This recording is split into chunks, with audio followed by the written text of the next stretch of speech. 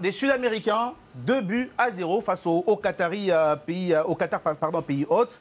Le Qatar est-il déjà éliminé? C'est l'intitulé du premier thème du débat de ce soir. Vous en pensez quoi, Xavier Barré? Écoutez, très honnêtement, ils n'avaient pas grand espoir d'accéder aux huitièmes de finale, mais perdre contre l'Équateur, surtout de la manière avec laquelle ils ont perdu, ça les élimine de fait. Derrière, il y a les Pays-Bas et le Sénégal. Donc, le Sénégal d'abord, les Pays-Bas ensuite.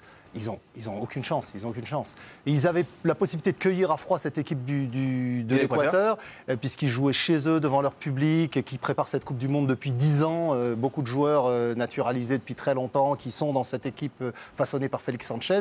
Il y a eu, dès le coup d'envoi, la stratégie du Qatar, c'est-à-dire un long ballon vers Al-Moez Ali, l'avant-centre, qui avait été meilleur buteur de la Coupe d'Asie des Nations.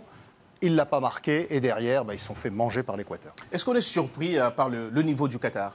Non, en fait, je pense qu'ils sont quand même... Alors là, ils ont vraiment été pas bons du tout, vraiment très faibles, notamment sur cette première période où, très sincèrement, s'il y avait eu 3-0 pour l'Équateur, ça aurait été absolument pas un scandale. On sait que c'est le champion d'Asie en titre, mais un peu en trompe-l'œil. On les a vus l'année dernière, il y a un an, dans une préparation, du moins une répétition générale de cette Coupe du Monde à la Coupe arabe des Nations, vous vous en souvenez tous. Ils avaient été déjà en difficulté et battus par l'équipe d'Algérie A', je dis bien A', pas l'équipe A, donc ça situait, ça jaugeait déjà un petit peu leur niveau. Moi, je l'ai déjà dit. Pardon, la prime était peut-être meilleure que là. A' de l'Algérie, vous voulez dire? Ils auraient peut-être dû mettre celle-là face au Cameroun. Cameroun. Nous, c'est la A, c'est pas la A', c'est la A des primes surtout. Mais ce que j'avais dit, et je me souviens, je l'avais dit à Talent d'Afrique, parce qu'on avait à ce moment-là un peu parlé du Qatar, des qualifications aussi en barrage africain. Pour moi, le Qatar, honnêtement, je vais vous répondre cash. Déjà, bon, est-ce qu'ils sont déjà éliminés? Ce que je peux vous dire, c'est qu'ils ne vont pas se qualifier. Vous pouvez penser ce que vous pouvez comprendre ça comme vous voulez. Oui, mais je ne le dis pas directement par respect. Voilà. Mais très honnêtement, ça fait pas très grand. Je fais un peu de politique. Parfois, on est invité. Bon, voilà. Non, mais là, le Qatar, concrètement, il y a 10 nations africaines qui sont au-dessus. Concrètement, en termes de niveau. Il y a 10 nations africaines au-dessus sans problème. On parlera des nations africaines dans un instant. José, quel est votre regard sur ce match d'ouverture et surtout sur cette question que l'on pose? Le pays déjà éliminé? Ils sont mis en grande difficulté. C'était effectivement le match donc, à ne pas perdre. Ils avaient la possibilité aussi non pas de faire passer un message, mais quelque part de montrer. Mais ils n'ont passé le message. Oui, mais voilà, un message négatif. Quand j'ai un message, c'est qu'ils vont exister au moins dans la compétition. Ce ne seront pas uniquement le pays hôte, parce que pour l'instant tout se passe bien, mais aussi sur un plan football. Sportif, mais voilà, sur un plan sportif, il y a du contenu, il y a quelque chose. Alors il y avait une vraie inconnue. Je ne m'attendais pas à un match effectivement exceptionnel de la part du Qatar, mais il y a une vraie déception. Je ne sais pas s'il y avait trop d'enjeux pour l'ensemble de ces joueurs-là, mais il n'y a strictement rien, disons, rien démontré. Il ne s'est rien passé dans le contenu. En fin de première mi-temps, où l'attaquant El Moez se retrouve quand même face au but. Oui, de la tête. Je veux dire que c'est Samuel Lobé, elle est au fond. Elle est au fond tous les jours.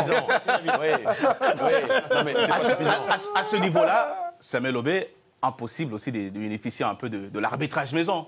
Quand vous êtes à ce niveau-là... Il y a eu un but refusé. Disons que je pense que ça fait 3-0 quand même. Ouais. Normal, ça fait 3-0. Première minute, le but est refusé. Franchement, on a regardé l'image. On ne l'a pas beaucoup revu d'ailleurs, on l'a revu qu'une fois. Et le hors-jeu, il n'est pas flagrant. Vous voulez dire que le réalisateur est qatari? Non. Non. Est-ce qu'il siffle un hors-jeu ou une charge sur le gardien? C'est hors-jeu. Il siffle un hors-jeu. Allez, on va laisser... Non, il siffle une position de hors-jeu. On va laisser Samuel Lobé nous dire ce qu'il a pensé du niveau du Qatar. On se rend compte qu'on ne peut pas former une équipe nationale compétitive en 5, 6 en 10 ans quand même.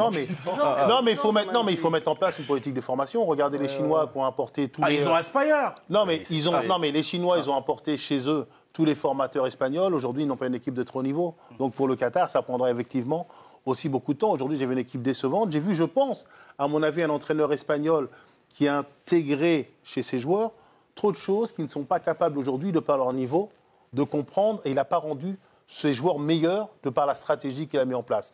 Alors après, moi, sportif, je ne peux pas me résoudre à dire que cette équipe du Qatar, pays hôte, chez elle, est éliminée. C'est un ancien de la Masia, donc pour vous, c'était un mauvais choix d'aller vers ce type de football-là. C'est-à-dire que c'était trop tôt par rapport à les joueurs qu'il a et par rapport à la stratégie, par rapport au mondial. Là, on monte de 1 ou 2 gaps. par rapport à tous les matchs qu'il a la pression, joué. l'attente pression, locale, ouais. elle est Ouais. trop forte. Voilà, Pour c'est ça. ces joueurs-là. Écrasé par- Je veux dire, exactement. Donc, écrasé par l'événement. Exactement. Le contexte fait que, je veux dire, pour ces joueurs-là, Ouais. qui n'ont pas l'habitude justement de Oui. disputer une Vous voulez telle dire que les compétition, Qataris c'est la les première. attendaient vraiment une grosse performance de leur équipe? Eux-mêmes, je pense. Vous voyez Bien la sûr. sortie Au de moins gagner ou faire une bonne prestation face à l'Équateur. Je pense qu'ils sont trompés. Non, mais déjà, La sortie alors, de Saad Al-Cheb, le gardien, la première sortie, c'est un gardien qui a 32 ans. C'est pas un né de la dernière pluie. Il a été 81 préféré. sélections. Il a été préféré à ce poste au frère du champion olympique du saut en hauteur, la Barchim. Ouais. C'est son frère, la doublure. Ils auraient mieux- il aurait mieux fallu ce mettre sera un lui qui champion jouera. Ce sera lui qui jouera le deuxième match. Parce que là, on n'a vu aucune différence. Mais franchement, vous avez vu, malgré son expérience, ils sont champions d'Asie, ils ont joué la Coupe arabe, Xavier, comme le tu veux rappelait Nabil, et ils se trouvent complètement sur la sortie.